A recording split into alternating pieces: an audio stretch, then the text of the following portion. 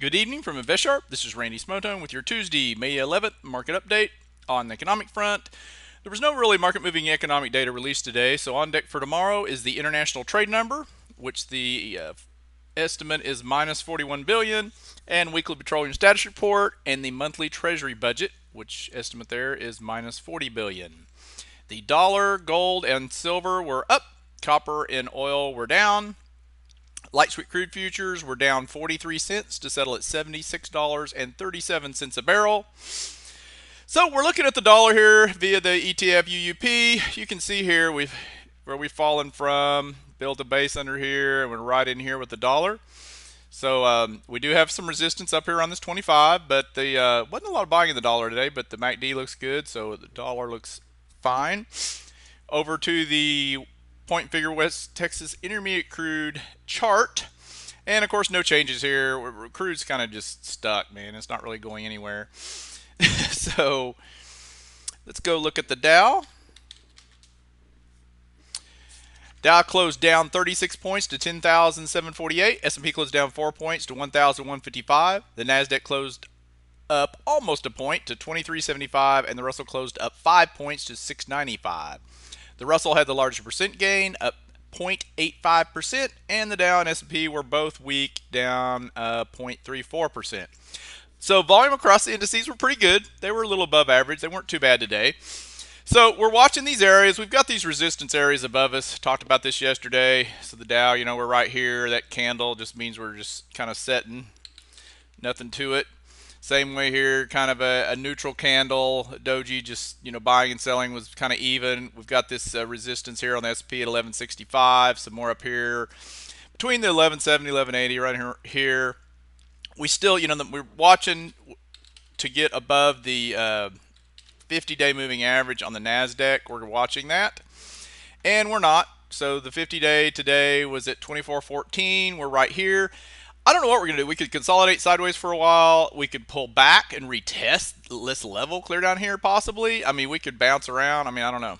I don't think we're going to be taking out these highs up here anytime like really soon. So we'll see how that plays out. Let's take a look at gold. Gold looking good, going higher. So if we look at a 1 year chart, nice base here. So gold is just flying. Definitely buy it on a dip if there's going to ever be a dip. This is very crowded, so I would assume you should get a dip at some point since it's such a crowded trade, even though I think there's definitely room to go higher. SLV, silver, again, it's looking good too. Big gap up today at 4.6%. Lots of volume. Another one buy on dips. Looks good. Copper, not so much. Copper struggled. Look at the VIX. Volatility index down 1.8%. So volatility's a little lower. We're still pretty high compared to what we have been down in this area here. We were channeling down.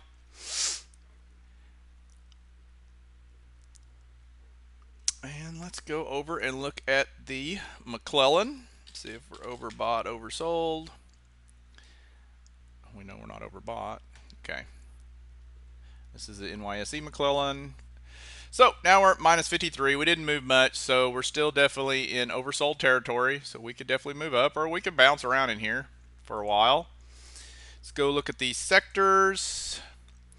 So 6 of the 16 sectors we follow finished in the green today. The gold index had the largest percent gain, up 5.52%. The internet index was the weakest, down 1.69%, mostly in part because of Google's down. So over to Chart Watch.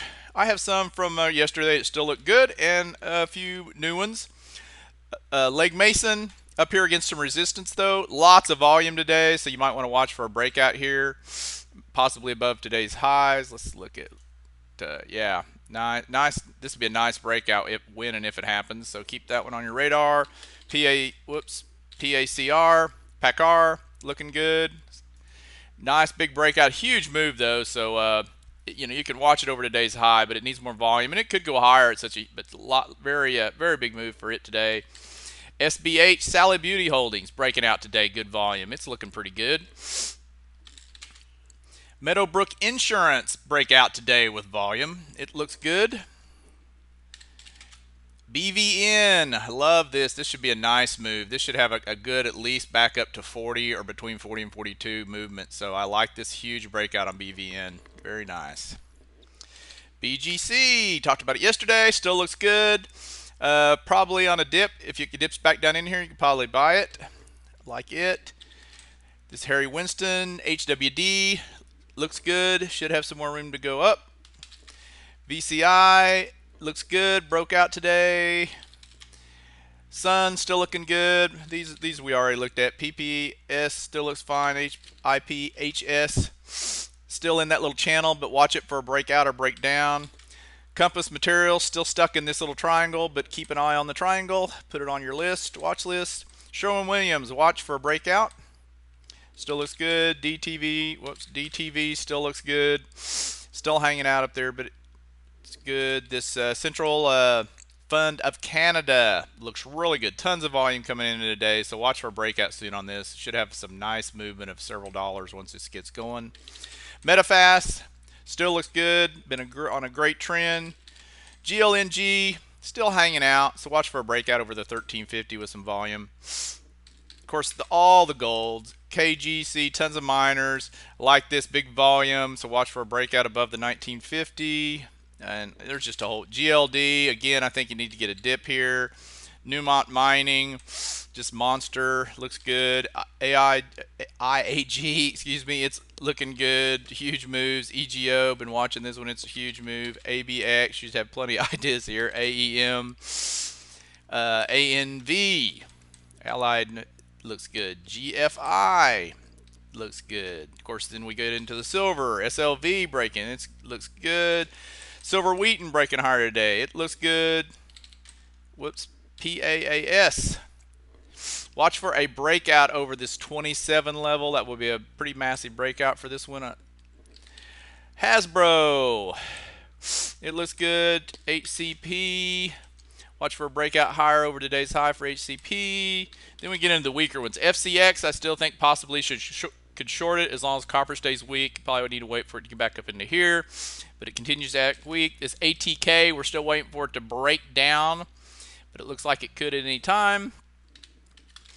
FMC, just kind of watch. It's just hanging out here, but the MACDs just doesn't look like it's going to break out here. So it might. Amazon still struggling right around this 132 level. Looks like resistance, especially if we go lower, which I think we might go lower. Just it's definitely possible. I'm looking at the MACDs on the S&P 500 futures.